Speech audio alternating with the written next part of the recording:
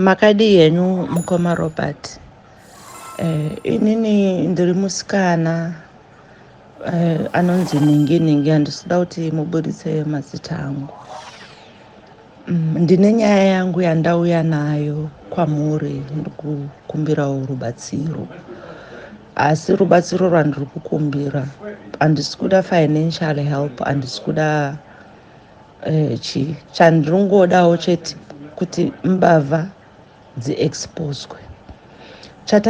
Chakaitika ndechekuti musi wa3 July, it was on a Monday. Ndandiri paYouTube ndichingotarisa machannels andanga ndaita subscribe. Ndabva ndaona imwe video ichinzi Java akarombeswa naSekuru Mlauzi. Chakaita kuti ndiende pachannel iyoyo nekuti I've been seeing clips kuFacebook, but I didn't even understand what exactly was going on. Nyaya dzacho dzanga dziri clip.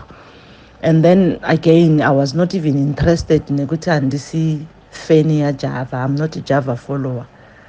But chakaitika ndakaona this video from channel inonzi 0.5 Creative Studios. Yange iri video 54 minutes. Ndokudzvanya paya.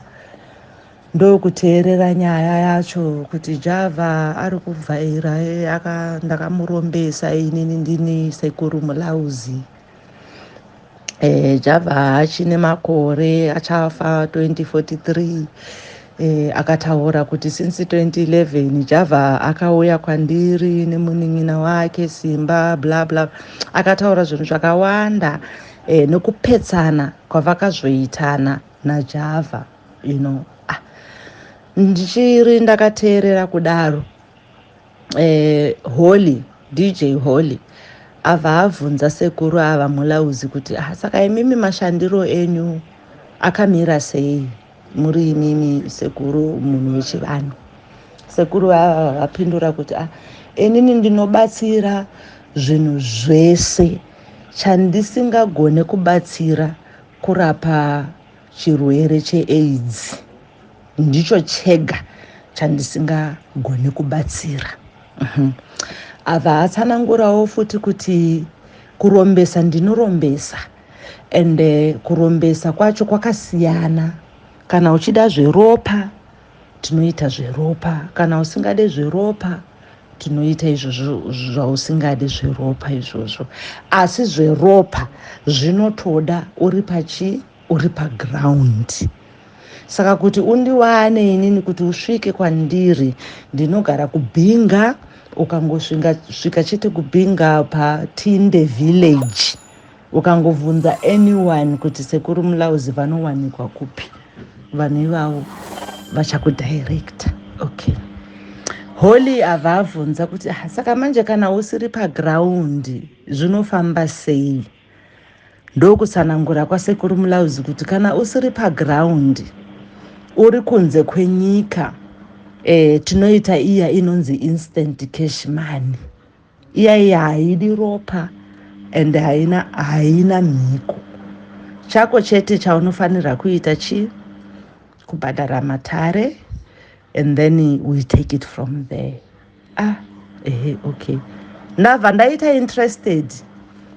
To be quite honest, ndabva ndaita interested. Hakuna munhu asingade mari.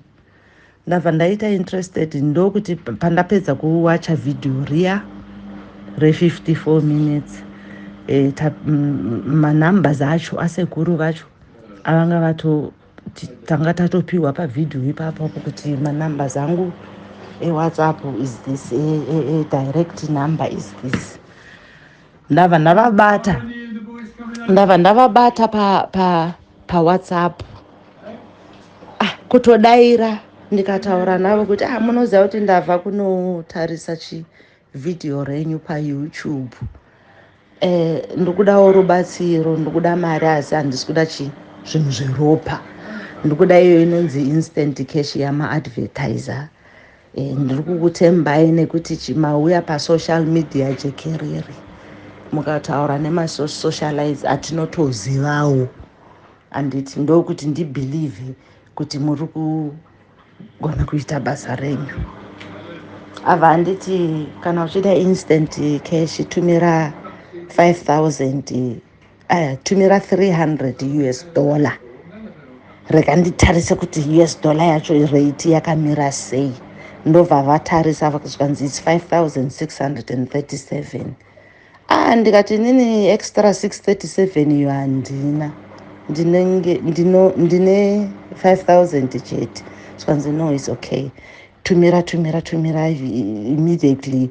Ava handitumira my details ekutumira mari iya.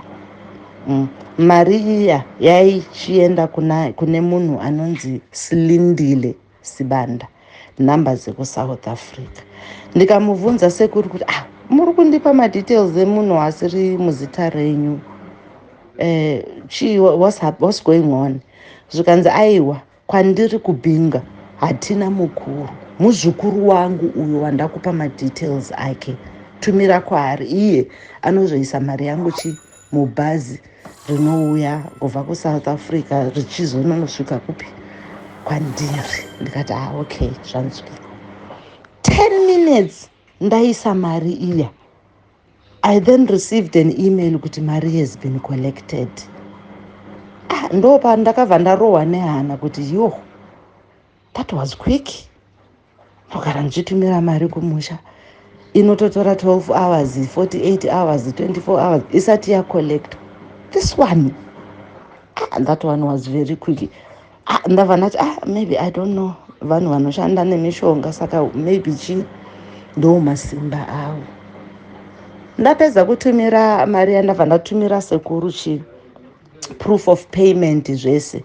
Ndakavatumira proof of payment from screenshot yeWorld Remit, ndikanovatumira proof of payment from screenshot ye-email message too. So after that, Sekuru havana movhira vadzokera kwandiri. Vakangonditi ndakuita matare ako, ndichakufonera. And that was it. 11 o'clock dzeusiku UK time ndokusenda mamessage, Sekuru how far? Since the time yandatumira mari up to now you haven't spoken to me. What is happening? It was only grey ticks. Ndikati pamwechi vachiri kuita matare yangu. But chaizvo ndishamisa ndechekuti akandiudza kuti instant cash money it takes anzi 3 hours maximum unenge waane mari yako. Inini nanga ndatodarika 3 hours ndichiri ndakamirira Sekuru kuti vadzokere kwandiri after ndatumira mari.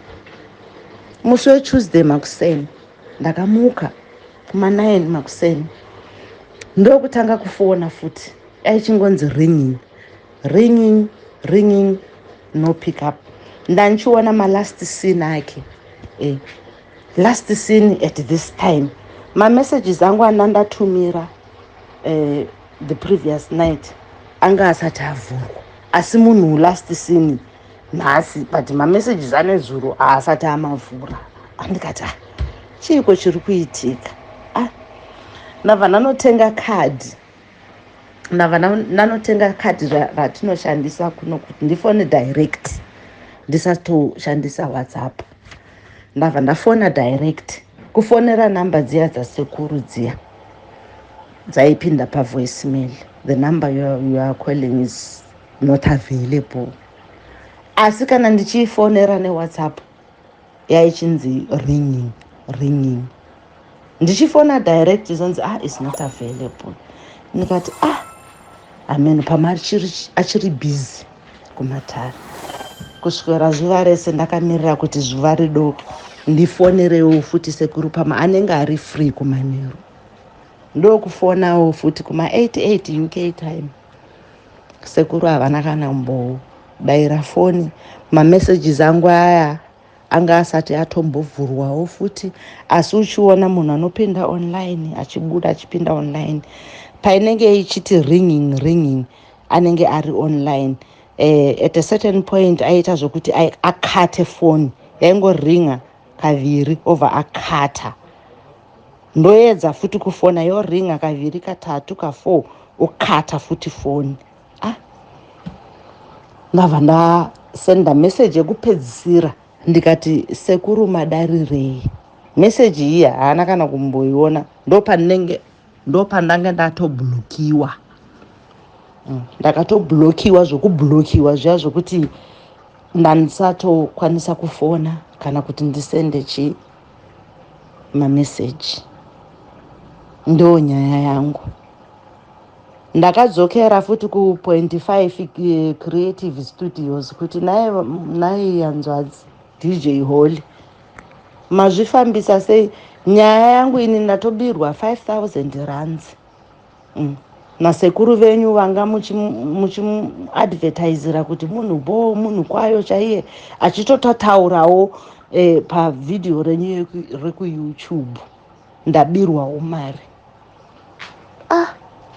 Ndichingotaurawo na uyu Holly wacho, pakatopinda umwe munhu futi akati ini ndatoenda kuground chaiko kubhinga ndichibva kuBhulawayo. Ndakaenda kuground kubhinga, vanhu vakati hatimuzive munhu iye. Paadhiresi ranga atowawadza pasocial media kuti kana muchida kundiwana ndinowanika pakadai pakadai pakadai. Anzi nemunhu yandakaenda handina kana kumbobatsirika, nekuti ndakazopedzisira ndakubatsirwa nemapurisa kuti ndidzokere kupi, back to Bulawayo, ndichitravela usiku hwese. Ndo nyaya yangu iripo, mukoma Robert. Sekuru Mlauzi imbavha kundibloka nanhasi ndichiri ndakablokiwa. Nhasi Friday, nhasi Friday 7 July. Ndakatanga kutaura nasekuru ava musi wa3 July, nhasi 7 July 2023, nanhasi ndichiri ndakablokiwa. Zvinhu zvacho zviri kutondishungurudza nekuti munodarirei kuti unoziva kuti zvinorwadza sei kushanda mari uri kunyika yevatoro, uri kure nekumusha. Anditi uri kuda kuti newo urarame upenyu huri nani, usina ropa, usingatadzire munhu wotora advantage yekuti uri kure. Nyange unganitumira mari yako hapana chaunondiita. Over andidai so, nekuti iye inganga anditi kukomplena kwangu kwandiri kutoita so ndogona kufuma ndakafa mangwana. Andiroya nekuti ndamuexpose. Asi ngaagara achiziva kuna Mwari kudenga. Kuna Mwari kudenga. Pamwe Mwari ashandisa inini kuti ndiexpose munhu. Handisirini ndega andibira mari. I'm telling you, my brother, there is still more people who are going to come out and cry. Vamwe vari kutotya kuti inganga inozondiroya ndoita so. People come out, voice out, protect innocent people vanenge vanga vachida kuti vatore mari vatumire Sekuru Mlauzi ava. Stop them. It's a scam. It's a scam. Sekuru vaya Mlauzi, he's a scammer. He's a scammer. Ndiyo message yangu mkoma Robert.